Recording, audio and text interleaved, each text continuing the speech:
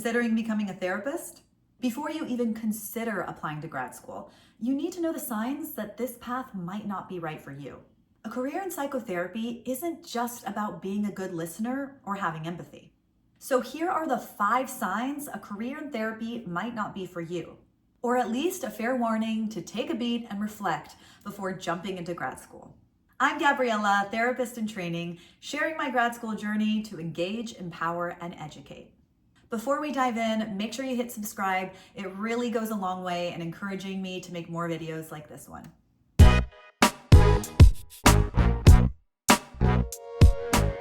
So here are the 5 signs a career in therapy might not be for you.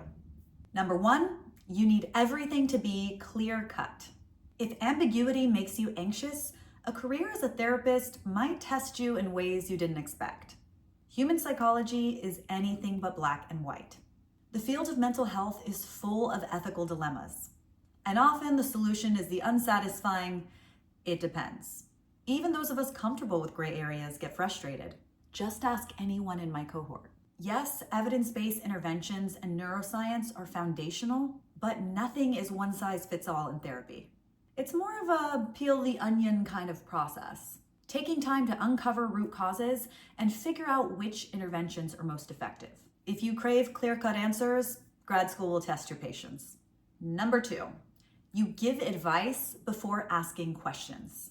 The urge to help, fix, or offer advice comes naturally to some of us. But in therapy, it can be a sign of discomfort with other people's suffering. Therapy is about giving clients a place to explore and solve their own problems. If advice giving worked as a shortcut, we'd all just hand someone a self-help book and call it a day. That's not to say that therapists don't offer guidance, but it's usually after a relationship is built, deep work has occurred, and therapeutic tools are already in play. Number 3, you get emotionally drained by others' problems. This one's tricky. Compassion fatigue and burnout can hit anyone.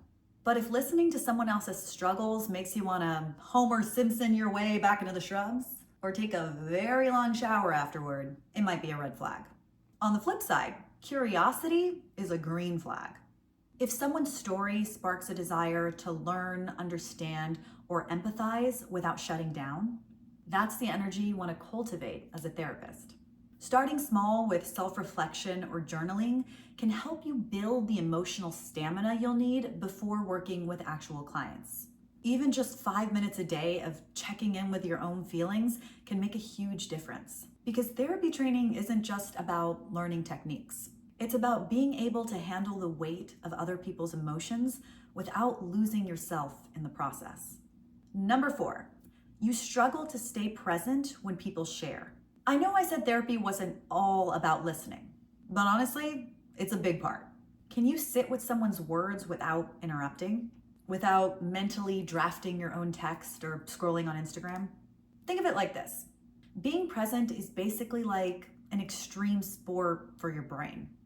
It means trusting your intuition and getting comfortable with silence. When you actively listen, the right moments to ask questions or interject appear naturally.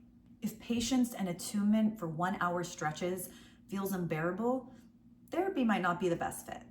And number 5, you're not doing your own inner work. Arguably the most important red flag, hands down. Therapy is a mirror.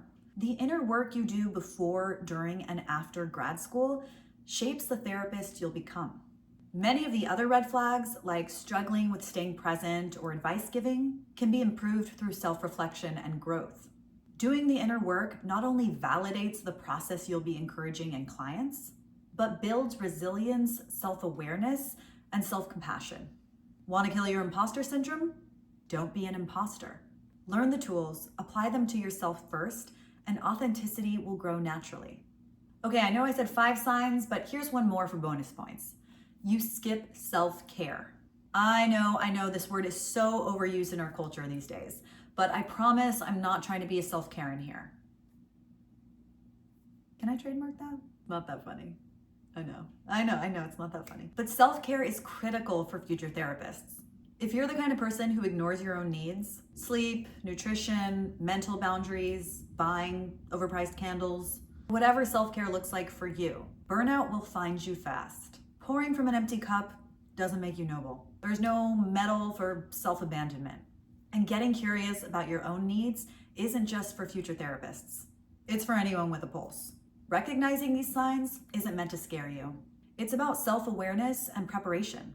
Grad school is intense, and the journey to becoming a therapist is long and layered. Trust me. Notice these red flags early. Remember, growth is a part of the path. So what do you think? Is becoming a therapist a fit for you? Let me know in the comments. Dear future therapist, thanks for watching, and I'll see you in our next session. I'm gonna go light a very expensive candle.